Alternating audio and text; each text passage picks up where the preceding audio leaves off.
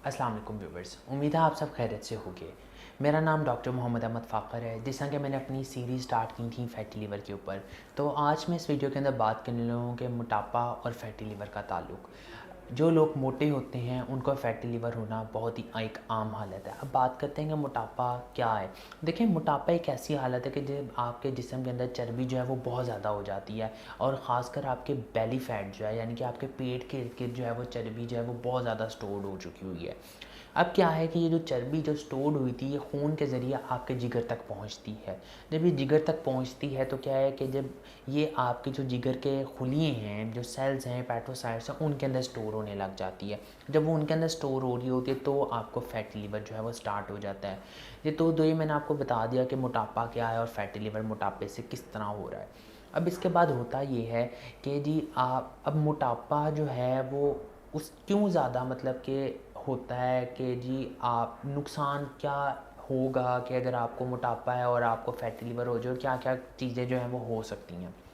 तो उसके अंदर सबसे पहले इंसुलिन रेजिस्टेंस। आपको इंसुलिन रेजिस्टेंस होगी, आप पहले ही मोटे हैं, आपके अंदर बॉडी एक तो फैट बहुत ज़्यादा हो रहा है, साथ में शुगर भी क्या है कि बॉडी के अंदर जो है वो बहुत ज़्यादा हो चुकी है। इंसुलिन काम नहीं कर पा रही इतने मोटापे के ऊपर या इतनी फ़ैट के ऊपर कि उसने किस तरह से सेल्स तक लेके जानी है। सेल जो ग्लूकोज है वो किस तरह से अंदर ट्रांसफ़र करना है, वो इंसुलिन रेजिस्टेंस हो चुकी होती है। दूसरे नंबर पे जो चीज़ आती है वो ये आती है कि आपका विसरल फ़ैट जो है वो ज़्यादा हो जाता होता है, मतलब कि जो आपके जिस्म के जो ऑर्गन्स के ऊपर जो फ़ैट है वो डिपॉज़िट होना ज़्यादा शुरू हो जाता है। एक तो लिवर के ऊपर भी ये क्या है कि चर्बी ज़्यादा हो जाती है, दूसरे जो आपके जैसा हार्ट वगैरह है उसके ऊपर भी चर्बी जो है वो आना शुरू हो जाती है। इसके बाद अगर मैं बात करूँ तो इसके बाद एक और चीज़ है कि आपकी बॉडी के अंदर हार्मोनल चेंजेस आ रहे होते हैं।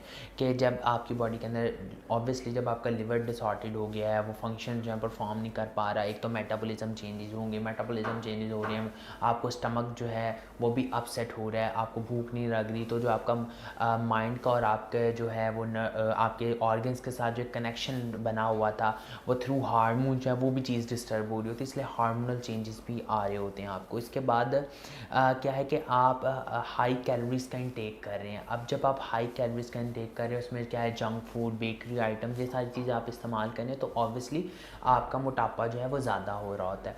अब कॉम्प्लिकेशंस क्या आते हैं जब आपको मोटापा है तो आप उसको कंट्रोल नहीं कर पा रहे, तो कंट्रोल नहीं करेंगे तो कॉम्प्लिकेशन में सबसे पहले आपको फैटी लिवर ग्रेड 1 स्टार्ट होगा। मतलब कि आपको मोटापा है, आपने उसको नज़रअंदाज किया, आप क्या है कि मोटापे की वजह से आपको फैटी लिवर हो गया, फैटी लिवर ग्रेड 1 हुआ। इसमें अगर आप कंट्रोल कर लेते तो आप जो था वो आगे वाली स्टेजेस से बच सकते थे। अगर आपने उसको कंट्रोल नहीं किया तो देन वो ट्रांसफ़र हो गया non alcoholic fatty liver disease के अंदर। Non alcoholic fatty liver disease के अंदर मैंने जैसे आपको बताया जो कि आपके सेडेंट्री लाइफस्टाइल की वजह से ही होता है, जैसा कि मैं पहली वीडियो में बात कर चुका हूँ। अगर आपने उसको भी नज़रअंदाज किया, आप खाते गए, आपने कोई वॉक नहीं की, कोई अपनी डाइट को मेंटेन नहीं किया, देन वो कन्वर्ट होगा फिब्रोसिस में। जो तीसरी कॉम्प्लिकेशन आती है वो फिब्रोसिस होती है। फिब्रोसिस जिसके अंदर आपके टिश्यूज़ जो है वो स्कार होना शुरू हो जाते हैं लिवर के जो भी हैं। तो क्या है कि जी उसमें आपका लिवर हार्ड होना शुरू हो जाता है। उसमें क्या है कि आपका 60% तक लिवर का फंक्शन डिस्टर्ब हो चुका होता है।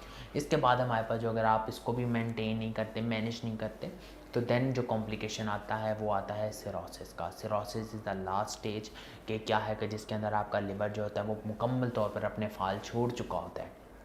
तो मोटापा आपने अपना जो है वो कम करना है ताकि आप इन सब कॉम्प्लिकेशन से जो है वो बच सकते हैं। अब किस तरह से आपने कम करना है, आप जो है वो तली हुई चीज़ों का इस्तेमाल ना करें, जो कि आपके पास ऑयली फूड जितने भी हैं उनका इस्तेमाल ना करें। अगर आपने ऑयल लेना है तो आप जो है वो ऑलिव ऑयल का इस्तेमाल कर सकते हैं, मस्टर्ड ऑयल का इस्तेमाल करते हैं, बट उसकी क्वांटिटी भी कम रख कर। इसके बाद आप अपनी डाइट को मैनेज करें। अब डाइट को मैनेज इस तरह से करना है, आप लो कैलोरीज, लो फैट, लो कार्बोहाइड्रेट्स, लो शुगर जो है इस तरह की डाइट्स का इस्तेमाल करें आप, कि जिसके अंदर सारी चीज़ें कार्बोहाइड्रेट्स, शुगर और फैट्स या कैलोरीज जो हैं वो कम मिकदार के अंदर हो, ऐसी चीज़ों का इस्तेमाल करें। वॉक लाजमी करें, रोज़ाना जो है कम से कम 30 मिनट की वॉक लाजमी करें। और ऐसे अगर आपका कोई वर्क इस तरह का है कि जिसमें आप सिर्फ बैठे रहते हैं तो कोशिश करें ब्रेक टाइम जो अगर आपको मिलता है या ख़ुद से टाइम निकाल के 1 घंटा या फिर आधे घंटे की वॉक लाजमी करें, तो फिर ही आप इन कॉम्प्लिकेशन से भी बच सकेंगे और साथ में अपना एक तो मोटापा भी आप कम करेंगे और साथ में आप फैटी लिवर से भी बच सकते हैं। अगर आपका कोई सवाल है तो आप नीचे कमेंट सेक्शन में पेश करें, वी विल डेफिनेटली आंसर। दोबारा मुलाकात होगी इस तरह की एक इन्फॉर्मेटिव वीडियो के साथ, तब तक के लिए खुदा हाफिज़।